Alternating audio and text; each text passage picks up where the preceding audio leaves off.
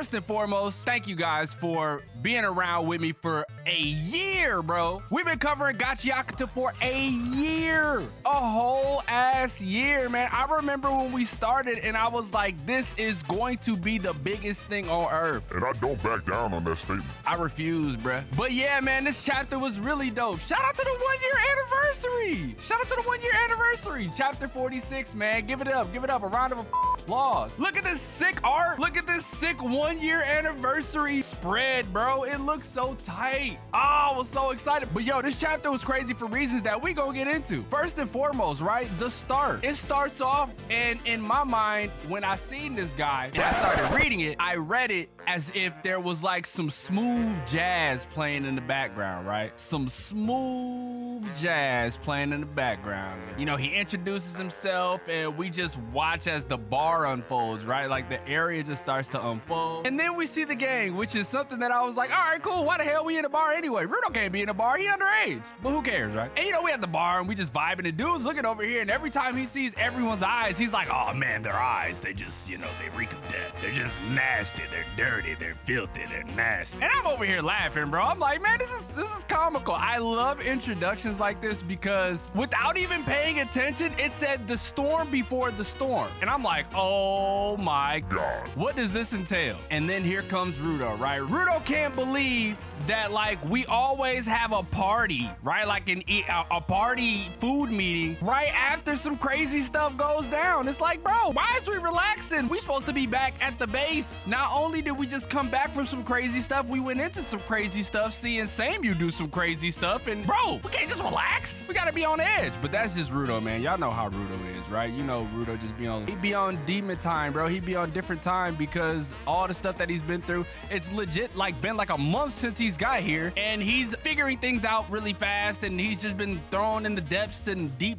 darkness and all that stuff. It takes a lot for Rudo to just deal with this type of stuff, so they're used to it down here. That's just their type of thing, man. And Gris cheers him up. He was like, you see, no matter how grim the situation, as long as we're able to sit together and eat food, we can do our best at what comes next. And I'm like, you know what, Gris? I fuck with it, dog. Shout out to Gris, man. Gris is always the homie, always looking out, always being cool, always being one of the older brother figures for Rudo. I really, really respect that. This is what's crazy. This happens legitimately all the time at the Cleaners HQ, and Samu is the one who always drives him away. And Rudo couldn't believe it himself. Bro, we got an English yes from Engine, bro. That shit is tight. That is so tight. To know that she at one point had long hair. We come to find out that it's not just her glasses, right? She also has something that she wants to protect more than anything. She also seemed to admire Office Lady. So at some point, you know, she wanted to be at the desk. She wanted to look pretty at a desk. I can't blame her. She bad as hell. Give me that. If you look like Samu,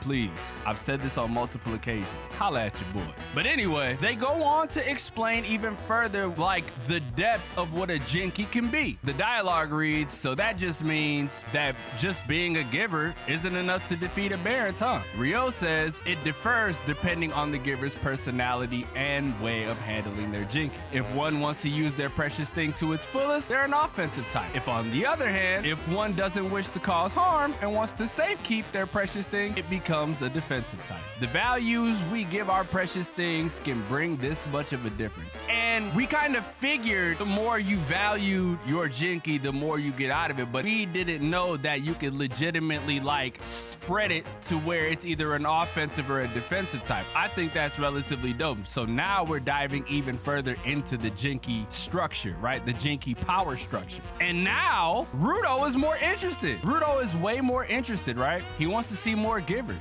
And just like that, here they come, right? I seen this team, I was like, yo, Team Child. We come to find out that this little kid up here is Guida, Heavy Fantasia. We got Dia and Brock, right? They're brothers, I think, and they're kids. You got a giant goatee. You're a child? What are you, like 12? This is crazy. But Dia was already fire, bro. We already knew Dia was gonna be fire from Jump Street. We knew that. That was my guy. When he was posing in chapter 7, I was like, that's him, right? He's him. But we gotta go back because Rudo flexed on Dia real fast, right? Like, yo, I ain't giving you shit. this my food. And Guida immediately approached Rudo and was like, you don't remember me? And when I seen the panel, I was like, oh shit, that was her? What the fuck? That's kind of crazy. I ain't noticed that at all. I had to go back and look at the panel myself and I was like, damn. She was right there. But this is Team Child. And apparently there's more on the crew? That's crazy. She a little dinosaur. It's fucking adorable, man. Gotta respect it. One of my new favorite characters already. And she immediately gets to pester and Rudo about above, right? Like the heavens. She's never been there. So obviously she would want to know from somebody who's been there. But this is where things get interesting, right? This is where things started to pick up in the chapter and Brat ended up saying, yo, Guida, that's not really something you ask outside. And she's like, why that? And Engine gets to explaining like, yo, there's a certain lot of people sneaking around. According to the pest from yesterday, the source of information about Rudo was an unknown man in the bar. He came close to us and suddenly handed the info over for free. And then in my mind, I'm just like, bro, who the fuck came, right? It had to be somebody from the Vandals. Nobody else really knows that there's a Sky person there unless you were a traitor. That was one of the things that I assumed, that there was a traitor last chapter because they immediately came to HQ and knew he was there. That's why I had cause for pause. But Engine goes on to explain even further, they were instigated so they could find holes in the cleaners without any risks. And Rudo's escape, by the way, I really like this shot of Engine, right? I think this shot of Engine is really fucking fire. This is where everything took a turn, man. Rudo's having his dialogue with himself, saying like, damn, man, y'all gotta be on edge. Like, what's going on? And this random dude in the corner was like, why is that? Someone after you after all? And he's like, no, it's not like it's a thief or something. And he's like, thief? You mean Vandals, maybe? Well, it's troublesome to have their eyes on you. Talking about Vandals, I heard they've been looking for something pretty desperately. And Rudo's like, who was you talking to, bro? And dude, this is where I was like, I called it. He was like, better watch out, bro. The head of the Vandals has changed, so they now will obtain the thing they're after no matter the method. It seems they've turned into a pretty vicious group. You gotta be more on edge or you'll get robbed easily. That's right, I remember now. They're looking for things like this. And it was almost boots, and I was like, oh, I knew it. Almost being used as a bartering chip. I told y'all, bro. I told y'all. Why would he just like flash these, right? Why would he just flash these and not say anything about it? And he was like, free of charge for the information that I am the head of the Vandals. I was like, oh, this is crazy. This is madness. And the little shorty up there who was using the teleport jutsu thing, a manhole jinky thing. I told y'all, did I not call all of this into existence? I told y'all not only was he the head of the Vandals, I told y'all he was more than likely using Amo as a bartering chip. That's why he just brought the boost just to let him know, like, hey, look what I got. We got you know who over here. So you know, you gotta come this way. I'm telling you, bro, I called all this, but y'all ain't wanna believe the boy. Come on, man. I love this manga. I love this manga, man. This is what I do. But I hate to inform y'all, Gachiakuta is on a break this week. You know, it's been a year. They've been working their ass off. They deserve it. It was an amazing chapter. Really makes you look forward to like what's about to happen next chapter, doesn't it? Aren't y'all hyped? Come on, man. I try to tell y'all, get hyped. This is the best manga out right now. Best new manga. Trying to tell y'all, bro. Been trying to tell y'all from the jump. But again, make sure y'all let me know y'all thoughts and everything down below. Leave a like if you enjoyed. Subscribe if you're new. We also had a special page from the gang over at Apparel2+, right? Special page at the end. It reads, Gachiakuta. Well, everyone, we're already at the 1-year mark for this trash-themed revenge shonen. Along the way, we've won awards, visited exotic locales, learned valuable life lessons, and most importantly, made new friends both in the manga and in the community. All of us at Apparel2 want to thank all of you for your continued support, both for our release as well as the official releases of the manga so far. And we got comments from everybody. Look at all this.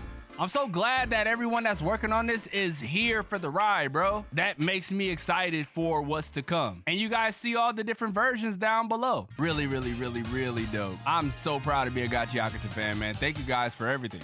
You guys literally brought life to my channel. You guys literally gave me the nerves of steel, the unmitigated gall, the balls, steel balls to be like, I'm going full time of content creation because not only do I believe in this manga, I believe believe in myself, and I believe in the community that's behind it. So again, man, thank you guys. You guys have yourselves to thank as well, man. Right, I'm really proud of y'all, and I'm really proud of how far we came and how far we will go. So we'll probably have to wait like a week or two, but I will come up with other videos for Gachi in the meantime. That being said, it's your boy XDomoSenpaix, and I will catch you guys in the next video.